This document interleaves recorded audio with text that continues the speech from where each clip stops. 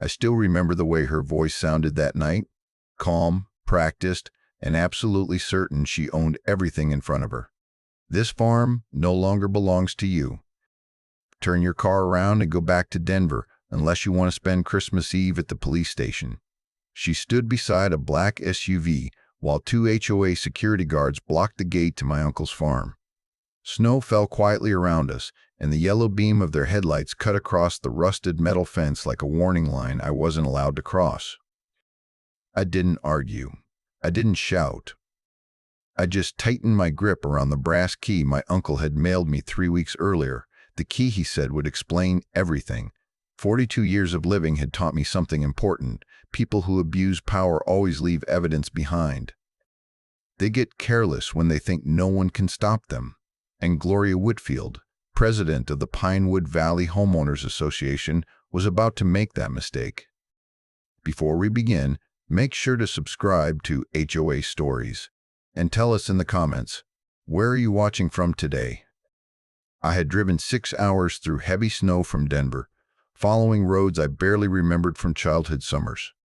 The last time I had been here, I was 17 years old, standing beside my father while he screamed at my uncle over inheritance, betrayal, and money. That argument ended our family. My father and Uncle Walter never spoke again. Now Uncle Walter was dead, and somehow, against everyone's expectations, he had left everything to me. The lawyer's letter arrived 3 weeks earlier. Inside was a single brass key and a short note urging me to see the property in person before signing anything. That was all. No explanations. No warnings. Now I understood why. The HOA guards didn't look threatening, just bored, like men used to blocking people who eventually gave up. Gloria, on the other hand, radiated confidence. Mid-50s. Silver blonde hair pulled tight. Expensive coat. The posture of someone who had never been told no. She claimed I owed $127,000 in unpaid HOA fees, fees my uncle had supposedly ignored for years. She waved a folded document stamped with official seals and dates, then quickly tucked it away before I could read it. Special assessments. Road maintenance. Administrative penalties, she said smoothly. Interest compounds. She gave me 2 options, pay the debt or stay away. I chose a third option. I left. Arguing in a snowstorm at night wouldn't help me. So I drove to a roadside motel and checked into a room that smelled like old smoke and disinfectant. Christmas lights blinked red and green through the thin curtains while I sat on the edge of the bed and opened the second envelope my uncle's lawyer had included, the one marked personal. Inside was a handwritten note. Ethan, if you're reading this, I'm gone. Don't believe what they tell you. Don't believe the numbers. I tried to protect the farm for 8 years, but I couldn't do it alone. Everything is in the safe, but they welded it shut. Find Harold Brennan. He knows the truth. Merry Christmas. I read it 3 times. 8 years. A welded safe. A name I didn't recognize. I opened my laptop and searched the Pinewood Valley HOA. What I found chilled me. More than 20 lawsuits filed by residents in 5 years. Every single one dismissed. My uncle's name appeared in a 2019 article about an $89,000 HOA lawsuit. Somehow, 4 years later, that number had grown by nearly $40,000. Just before midnight, my phone rang. An old man's voice whispered urgently, "Mr. Holloway, do not sign anything they give you. Meet me tomorrow morning at 7 at St. Michael's Church. Tell no one." Before I could ask how he found me, the line went dead. I pulled back the motel curtain. A dark sedan sat at the edge of the parking lot with its lights off. The faint orange glow of a cigarette burned inside. They were already watching me. St. Michael's Church looked abandoned, perched at the end of a dirt road my GPS couldn't find. I arrived 10 minutes early on Christmas Eve morning and saw an old pickup idling behind the building. Harold Brennan sat inside, 78 years old, shaking hands, eyes full of fear. He told me he used to be the HOA's accountant. and he told me Gloria Whitfield fired him 3 months after becoming president. She wanted the books changed, he said. I refused. He handed me a small USB drive. Walter paid everything, every fee. Never owed a cent. That debt was created in 2017. Fake assessments, backdated approvals, forged signatures. The evidence was overwhelming. Financial records showing a zero balance 1 year and massive debt the next. HOA meeting minutes that never happened. Numbers altered after the fact. Gloria hadn't been collecting money. She had been manufacturing debt. By the time I returned to town, the HOA had locked the farm down completely. New chains, new signs, security cameras tracking my car. That afternoon, I uncovered the real reason. The land sat above a major underground aquifer. Water rights alone were worth millions, and Gloria's development company had plans for a luxury resort nearby, one that couldn't exist without that water. The HOA debt wasn't the prize, the land was. That night, my phone exploded with threats. Anonymous messages telling me to leave town. The motel suddenly lost my reservation. People avoided me in public. Gloria was isolating me, so I went back to the farm after dark. From the trees, I watched flashlights sweep through the farmhouse. I heard drawers being ripped open, glass breaking, and Gloria's voice, sharp and angry. If any records exist, destroy them tonight. They weren't looking for money. They were looking for proof. They didn't search the old storage shed. They didn't remember what my uncle once told me as a boy. Everything important is beneath your feet. I lifted a loose floorboard and found a sealed metal box. Inside were original deeds, geological surveys, rejection letters to Gloria's company, and a recording. Gloria's voice filled my ears. Raise the assessments. Apply pressure. If he can't pay, we seize it. Another voice laughed. My husband controls the court. That was when I understood the truth. This wasn't just HOA corruption. It was an organized theft operation protected by the legal system itself, and I wasn't leaving. By the next morning, the pressure had shifted from quiet intimidation to open aggression. Gloria knew I hadn't disappeared. Worse, she knew I had found something she couldn't afford to lose. I drove into town just after sunrise and felt it immediately. Conversation stopped when I entered the cafe. Phones paused mid-scroll. Eyes followed me with a mix of suspicion and curiosity. Gloria's influence ran deep here. She didn't just control paperwork, she controlled the narrative. An email from the HOA hit every resident's inbox before 8 that morning. It warned the community about an individual making fraudulent inheritance claims and accused me of attempting to destabilize Pinewood Valley for personal gain. My name wasn't mentioned, but it didn't need to be. I was the only outsider in town.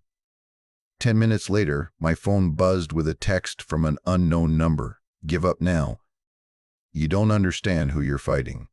I saved it. Evidence. I spent the morning digging through public records at the county clerk's office.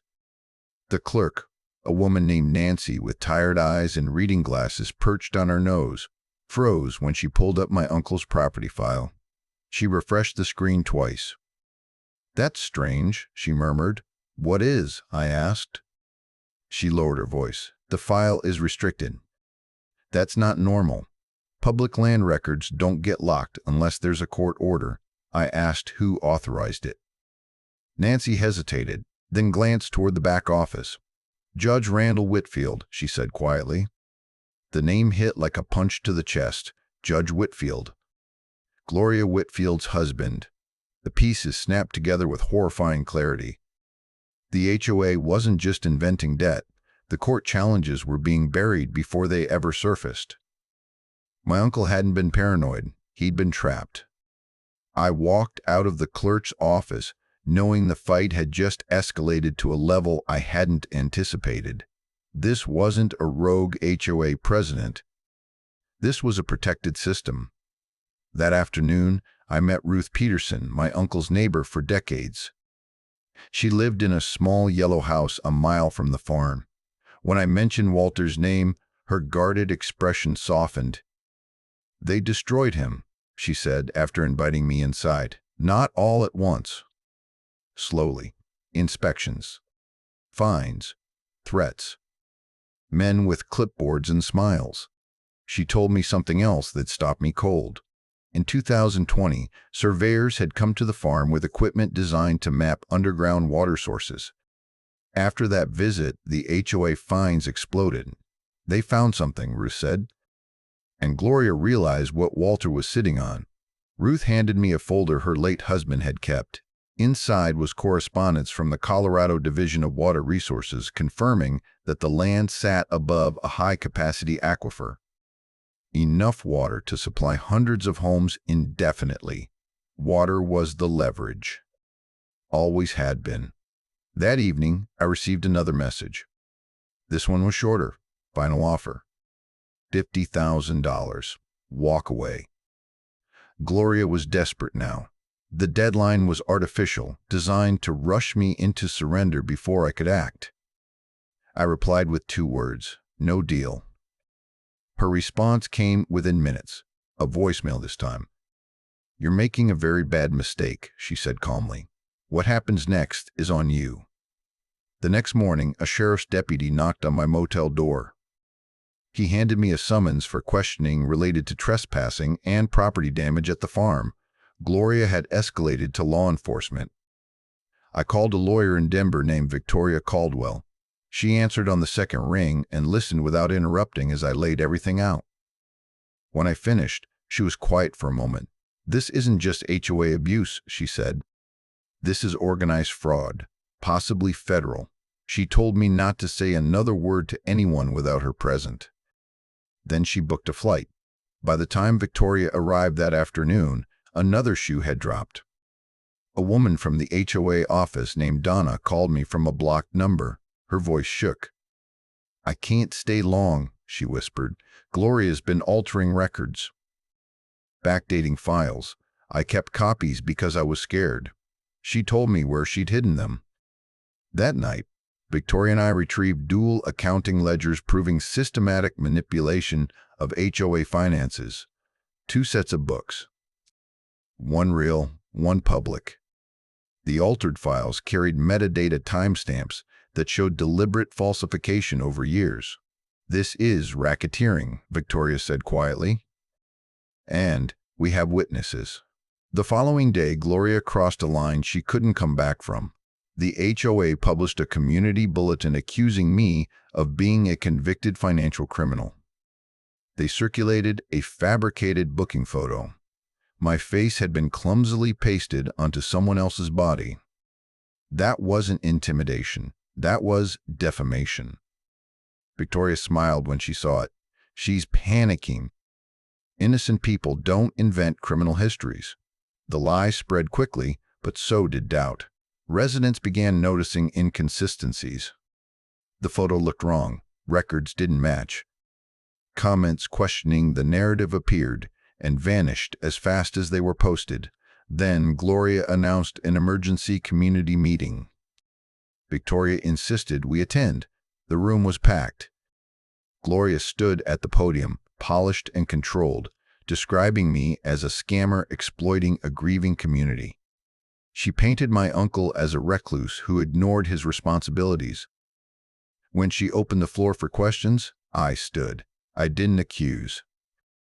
I asked, "Does anyone remember attending the meeting where the special road assessment was approved?" Silence.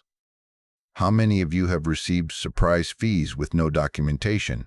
Murmurs spread through the room. A woman stood up. Then another.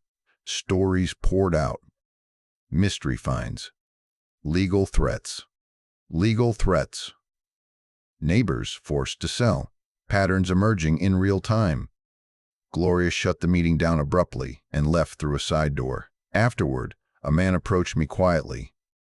His name was Marcus Webb, former HOA board member. "I documented everything," he said. I resigned because I couldn't stomach it anymore. He handed me a hard drive. That made 3 insiders. The next morning, a major investigative article went live.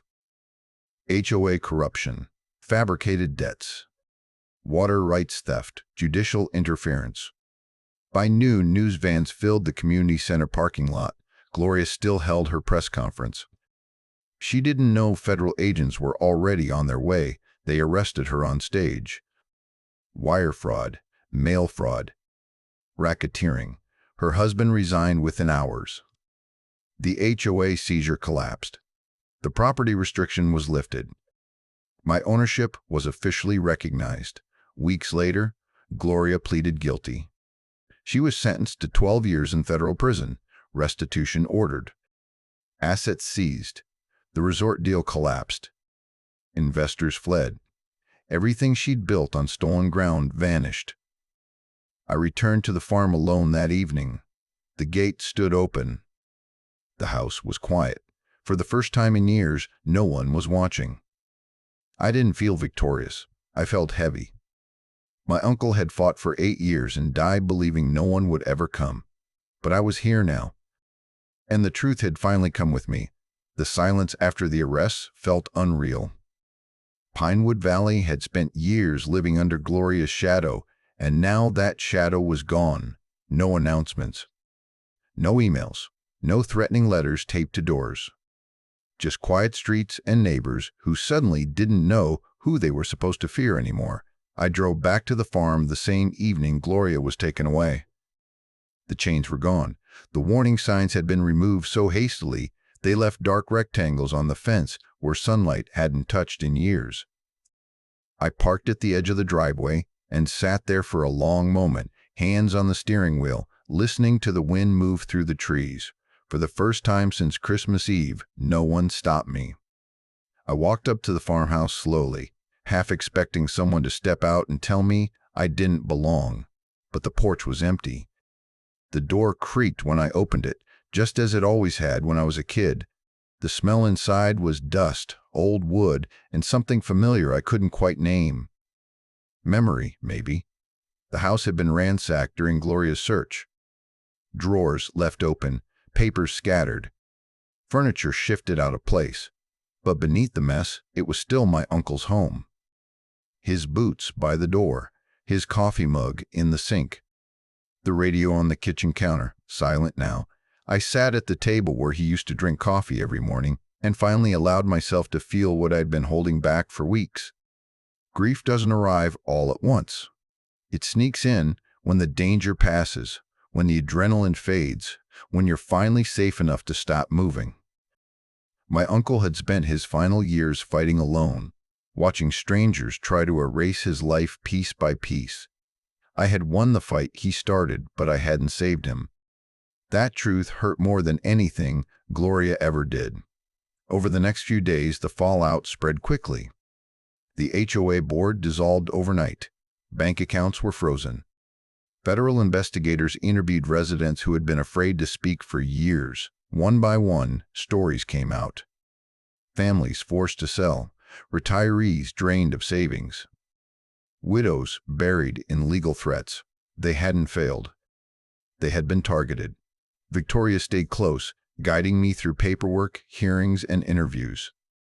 She was relentless, but careful. Every document we submitted was double-checked. Every statement was precise.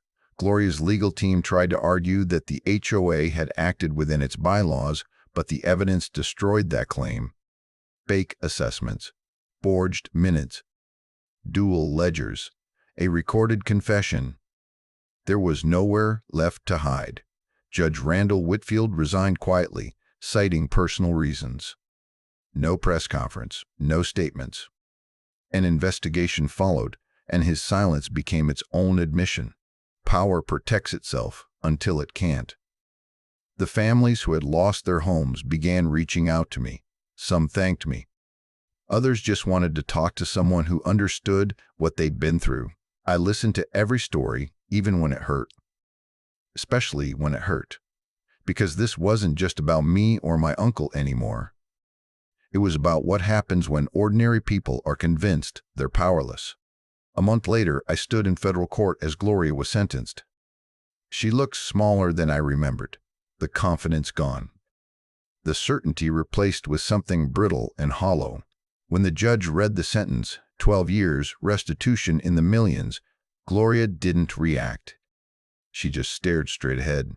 As deputies led her away, she turned once, just for a second, and looked at me. There was no anger in her eyes, only disbelief. She had truly believed she would never be held accountable. After the trial, the government officially confirmed my ownership of the farm and the water rights beneath it. The aquifer was valued at over $1 million. Developers reached out almost immediately.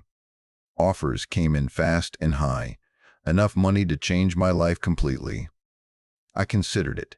Selling would have been easy, logical, sensible. I could have walked away wealthy and never looked back at Pinewood Valley again. But every time I imagined signing the papers, I saw my uncle's handwriting in that letter. I heard his voice telling me this land wasn't just property, it was family. So I stayed. The repairs started in early February. New roof, updated wiring, plumbing that didn't rattle every time the heat kicked on. I spent my days painting walls and my nights sitting on the porch, learning the rhythms of the place again. Neighbors started stopping by, at first cautiously, then openly. Some apologized for believing the lies. Others just nodded, as if words weren't enough. Trust, once broken, takes time to rebuild. Marcus Webb was elected interim HOA president. His first move was ordering a full independent audit going back more than a decade. Donna was rehired, given protection, and put in charge of restoring transparency. For the first time in years, Pinewood Valley felt like a community instead of a controlled territory. One evening, I made a call I'd avoided for decades. My father answered. We talked for over an hour. About my uncle. About the fight that tore our family apart. About regret and pride and all the years wasted in silence. It wasn't forgiveness, not yet. But it was a beginning. On a cold night near the end of winter, I stood in the storage shed one last time. The floorboards had been repaired, the hiding place sealed.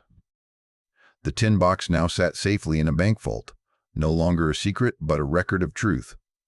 I flipped on the porch light and watched the farmhouse glow against the dark. Warm, solid, alive again. Some battles change you forever. Others remind you who you were always meant to be. If this story resonated with you, if you've ever faced abuse of power, or watched someone try to take what wasn't theirs, don't forget to like this video, share it with someone who needs to hear it, and subscribe to HOA Stories for more real-life cases where the truth finally wins.